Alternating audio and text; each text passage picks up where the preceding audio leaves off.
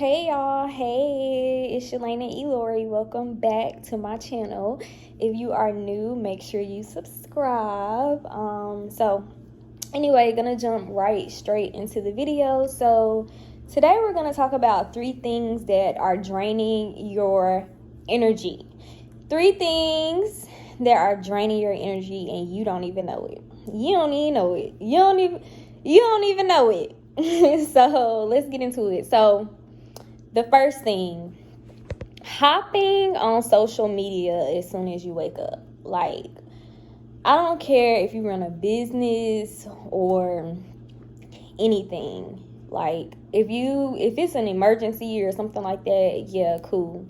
So, and this is going to be 5 things. So, hopping on social media as soon as you wake up. So I get a lot of questions from people like, how do you maintain your happiness and just kind of stay in a positive mood? And the first thing I do when I wake up in the morning is make sure that my mind is right. Like, I'm not social media hopping, or I will schedule posts sometimes from my accounts to, when I used to post a lot in the morning, I used to schedule my posts. So make sure your mind is right before you start hopping on social media and doing all this extra stuff. When you really just, in the morning, mornings are my favorite, because in the morning, the only thing you should be focused on is getting your soul right, getting your spirit right, getting your soul right, making sure, that you finna go into the day feeling good, looking good. Like, mornings, and I don't even say good morning. That's a whole nother topic. But for when you rise in the AM, you should just really just be focused on you. You should be just showering yourself in love and just giving thanks to the Most High, the Creator, the Divine, whatever you believe in, just that you actually woke up again. So stop. And your energy is so precious in the morning. Like, when I first wake up in the morning, normally that's when my energy is like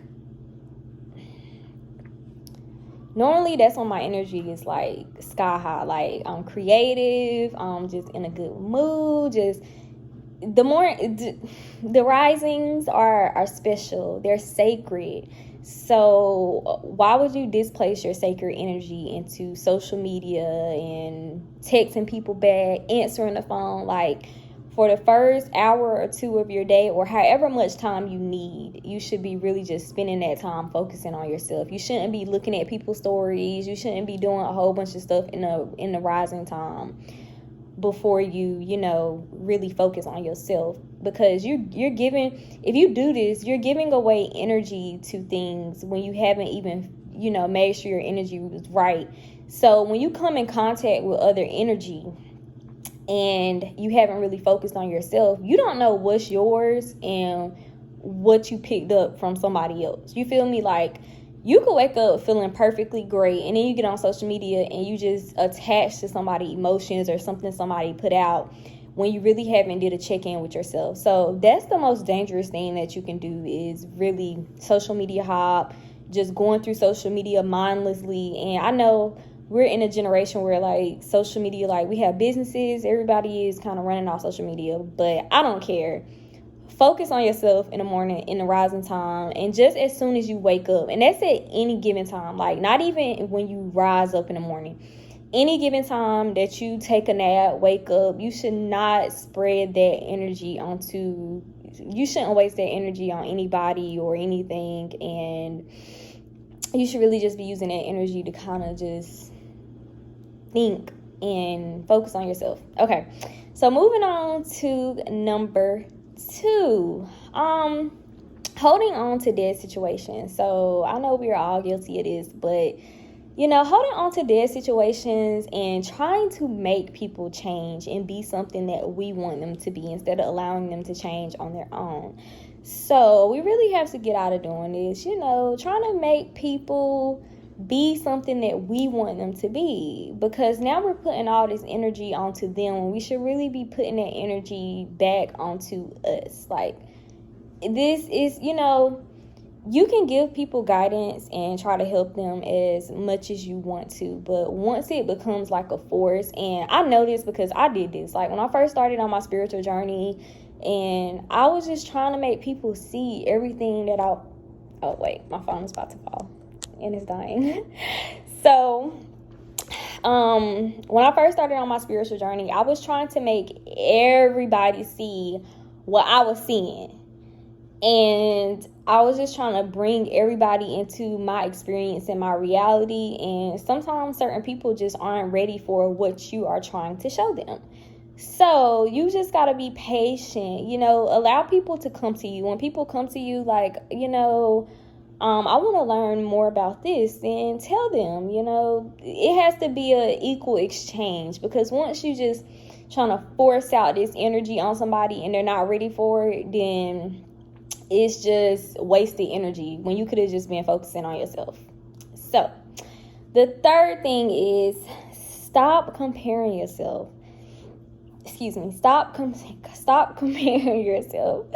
So this is the biggest thing, like comparing yourself to just people,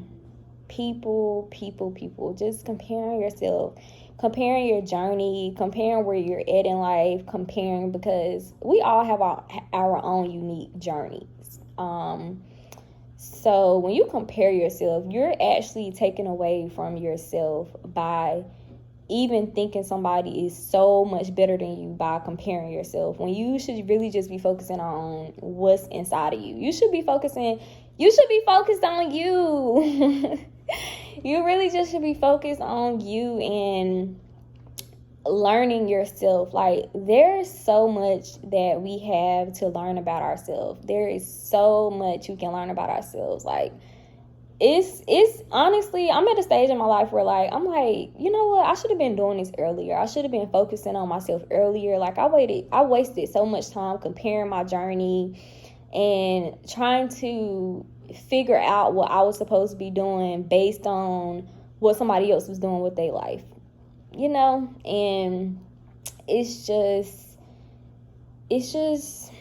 it takes so much energy, and then it keeps us away from our own purpose and what we are truly supposed to be doing in life, when we take so much time and just keep comparing ourselves. When your journey is unique, it's unique to you. You have your own codes in life that you got to figure out. So you should not be comparing yourself. Like, you are special in your own way. We are always, special. And if you're comparing yourself, it shouldn't be in a way of oh, I'm not good enough, or in negative ways. You should be wanting to learn. There's so much that we can learn, and I just really just tapped out of the energy. Why am I comparing myself when there are so many unique things about me, and it's just no reason to. No, it's no reason to compare yourself to nobody. You should not be comparing yourself. You should be wanting to learn from people, but please don't compare yourself. Stop doing that today. And the fourth thing is stop competing. Child, stop competing. Why are we competing? It's a good thing with healthy competition versus negative competition. And I say negative competition is people competing with people and they don't even know they're competing type thing. You know in your soul when you're doing something out of competition and you're not doing it genuinely because you want to do it, but you're doing it because you're competing, versus when you're competing in a healthy way.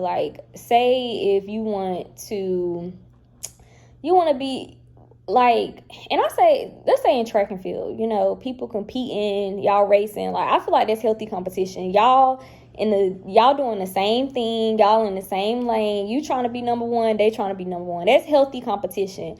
Unhealthy competition is when you comparing yourself and competing. I mean to say competing. When you competing with somebody and y'all don't even know y'all competing against each other. Why are we doing this? And then it's this hidden animosity and this weird layer of just people's aura when y'all interact. You could tell they're competing with you because they bring up stuff that you don't even know about, but it's in a way where like, oh yeah, I'm doing this and I'm doing that, I'm doing this. Like, that's not healthy. It's not healthy because it's just not healthy. And if you can resonate, let me know if you know what I'm talking about. Because if you know, you know. But it's different when you just conversating and you just being open with people about what you got going on. But when in your soul when you're doing something and it's not with pure intentions, it's not out of purity, it's not out of love, it's not coming from a place where you really just want to be genuine with somebody. It's from a place where I'm doing this and you're not doing it. Like, no, that's just not what we should be doing out here, Okay.